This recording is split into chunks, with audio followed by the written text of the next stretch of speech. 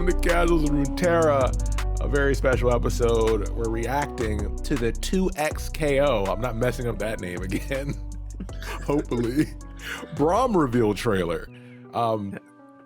This is new content for us. Hetch is here, by the way.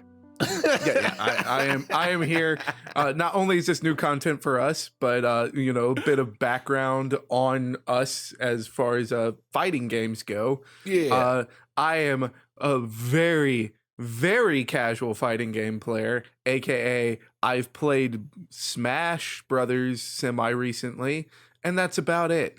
Ryan, you play a bit more than me.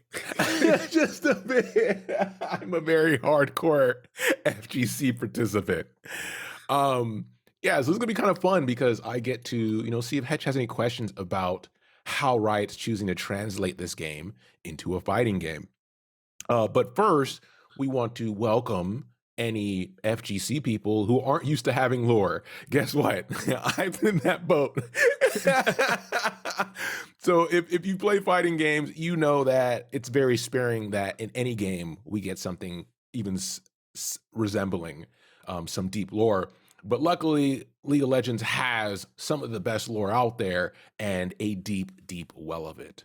Yeah, and this isn't just something that we're saying for our show, but if you want, it'd be great for you to go, just at least check out, the stuff that we've recorded. We've been recording lore for 4 years, the lore of League of Legends, and I feel I feel safe to say that we have put a deep scratch into the surface, but it's a scratch on the surface. So this is a lot more in depth than just your Mortal Kombat. There's a couple movies that we have to dive through, and they don't even match with some of the other stories that have been told, and figuring out what's canon, what's not, or which timeline it's in. No, it's none of that. This is a giant world that exists here, so it's really fun to see it put to light in a fighting game, because it's showing off the characters in ways that we've never got to see them before, which is awesome. Yeah, and we don't want to scare you. So usually up top is where we do housekeeping. We tell you where you can find us, and you can listen to us everywhere. So anything you listen to podcast on, you can go there if you're more comfortable and look for us. Casuals of Runeterra will be there. If you go to our site, podcastcore.com, and that's podcast COR, that's where all our info is. Go there and you can get in contact with us if you like stuff, like it, so on and so forth. But for this one, our goal is just to give you a brief kind of 3-point, hey, this is who Braum is. This is what you're seeing in the trailer and how it relates to his lore. And if you want more, you can go here, right? So if you want more, go to episode 8. Yep. That's where you're going to find our Braum content. Yep, and our other goal here is for us to just kind of get excited about it. It's a new game. What gamer doesn't get excited about something new coming out? And so far, the only negatives that I can really see is this name. I don't know what Riot is doing with this game title, but otherwise, it all looks great.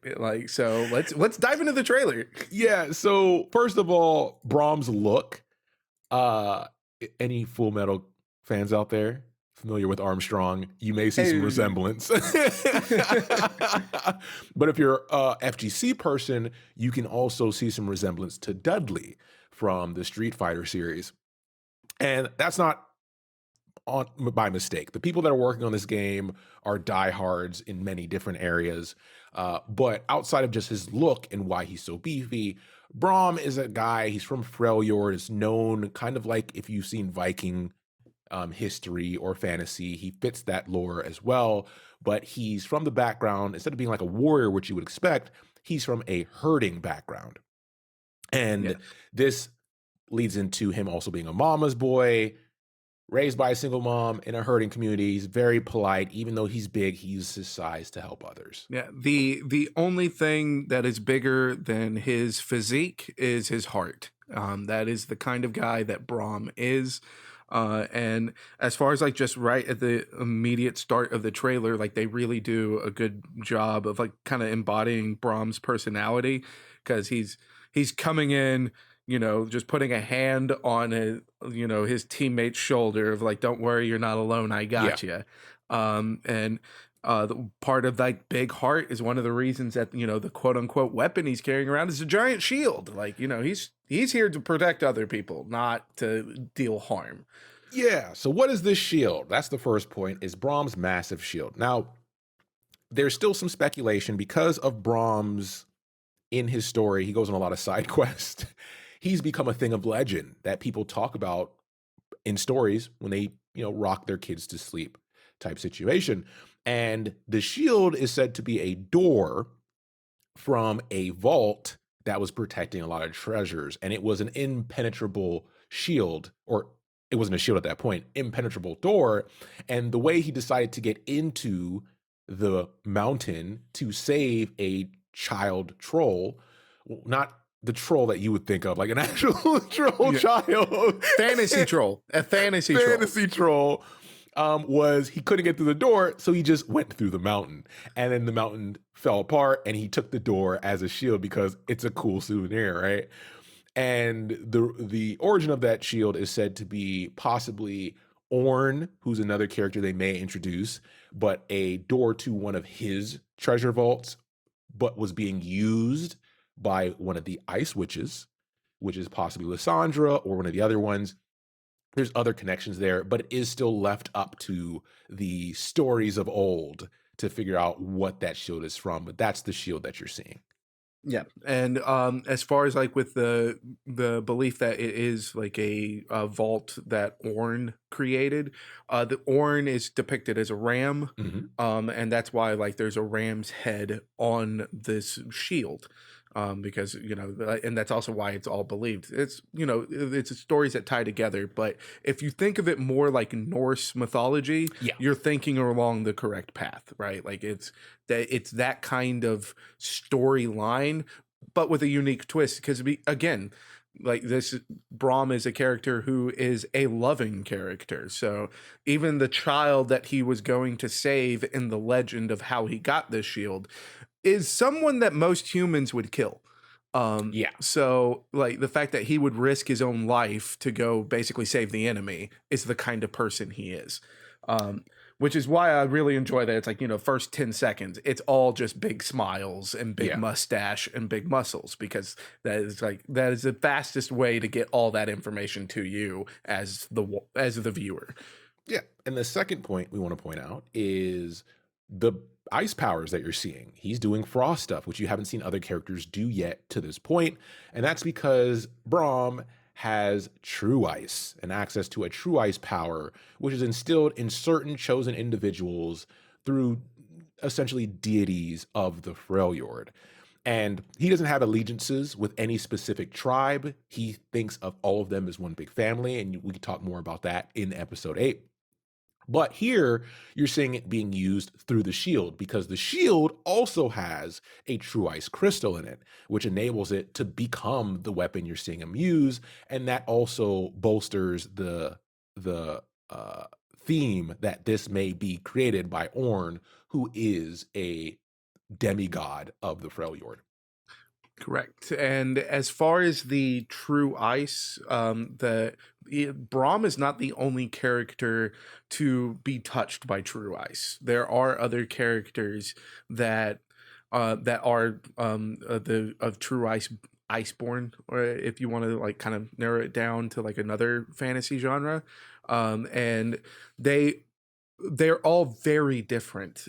So there's a character like Ash who is trying to unite all of the people of the Freljord. There's a character, Sejuani, who wants to unite the Freljord except through more violent means. And then there's also a true ice character, Gragas, who just wants to get drunk.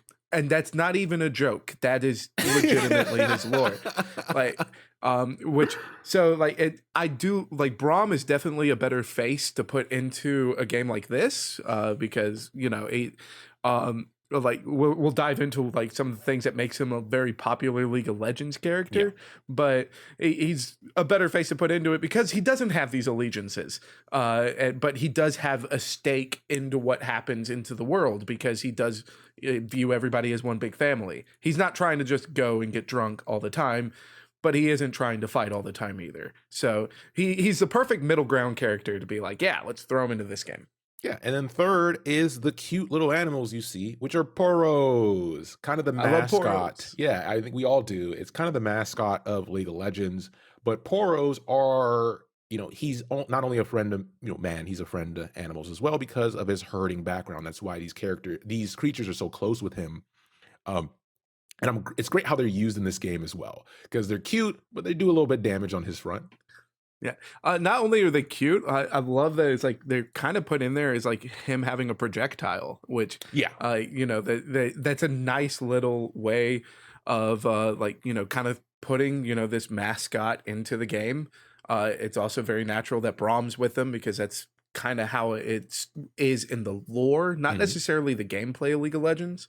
Yeah. But it's also a nice tip of the hat to the Legends of Runeterra, which is a card game that was made by Riot, and a lot of like, especially like some of the animations from the Poros, like kind of reflect on the card game, and that's just a nice little, tip of the hat. So if like the card game's what brought you here, you were probably very excited to see the Poros and the way the Poros were depicted because it's like, hey, that's Heart of Fluff. Yeah, exactly. And then, that's pretty much the little intro there. Like we said, if you want more, we have plenty of content out there where you can dig down not only into Braum, but the Freljord. And we'll do more in the future. But this is the part where I ask Hetch, who doesn't play many fighting games, if he had any questions about what he was seeing and how it relates to fighting games in general. Okay, so You get one question. I get one question. Yeah, you get Oh, one. crap. Okay, so as like I said, I've been out of fighting games for a long time, and if it's not Smash Brothers, I really don't know it that well.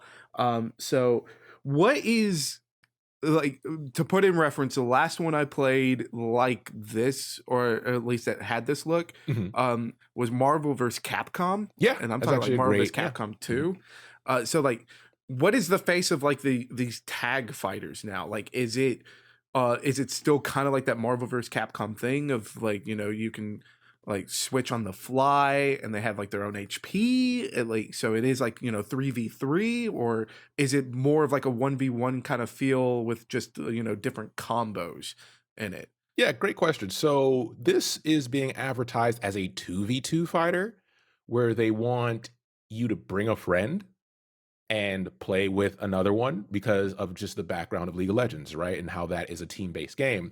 So That's it is a tag interesting. fighter where you have the option to play one person. You can play one person, control both your characters, and your combos do bleed into each other, and you have the ability to switch with different mechanics, right? You have like a hard switch where you press a button, they come in. You have combo switches where part of the combo is them coming in, etc.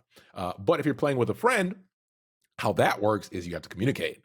So you get to Whew. choose who gets to initiate and what's the best way to initiate me coming in and at what point. That's when you practice combos together and so on and so forth. This is a good question though, and one Yeah. that they're continuously clarifying as this game gets further in development because we are, and we want to put this in, into perspective. This is alpha. This is pre-alpha stuff that we're seeing. We just wanted to get on top of, getting people some content to get them into the lore side of things.